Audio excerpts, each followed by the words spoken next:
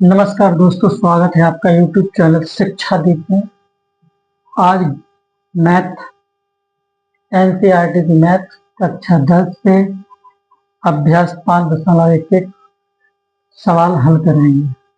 तो पहला सवाल है, क्वेश्चन पहला, निम्नलिखित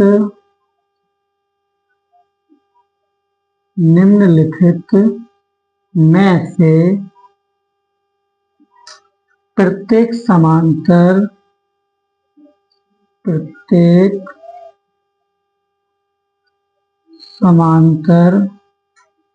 श्रेणी के लिए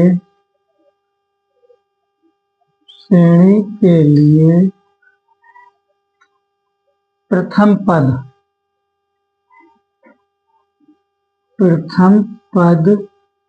A तथा सर्वांतर D लिखिए। तो दोस्तों, अपना पहला सवाल है, निम्नलिखित में से प्रत्येक समांतर श्रेणी के लिए प्रथम पद A तथा सर्वांतर D लिखिए। तो पहले का पहला सवाल अपन को दिया है 3 -2 -7 -12। ये अपन को एक समांतर श्रेणी दी गई है जिसमें अपन को प्रथम पद A तथा सर्वांतर D ज्ञात करना है। तो दोस्तों, हम पहले इसके मान लिख लेते हैं।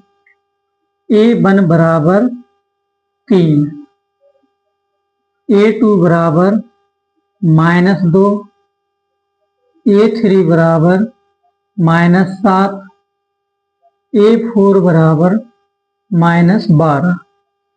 दोस्तों, प्रथम पद जो हमारी समांतर श्रेणी का पहला पद होता है उसे हम प्रथम पद कहते हैं। प्रथम पद A बराबर, समांतर श्रेणी का पहला पद 3 है तो अपना प्रथम पद 3। अब दोस्तों,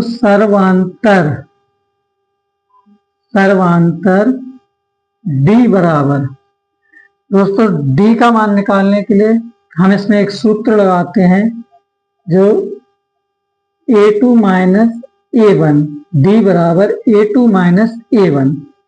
दोस्तों, A2 का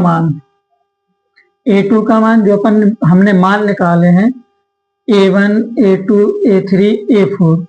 तो सबसे पहले इसमें A2 का मान रखेंगे। A2 का मान -2, ब्रैकेट में बंद कर देंगे, फिर माइनस है A1 का मान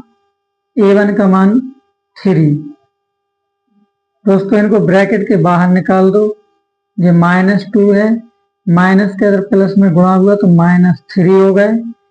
तो जब दोनों माइनस के हैं, ये -2 है, ये -3 है, जब दोनों अंक माइनस के हैं तो अपना चिन्ह माइनस का वो अंक जुड़ जाएंगे। तो 2 और 3 5।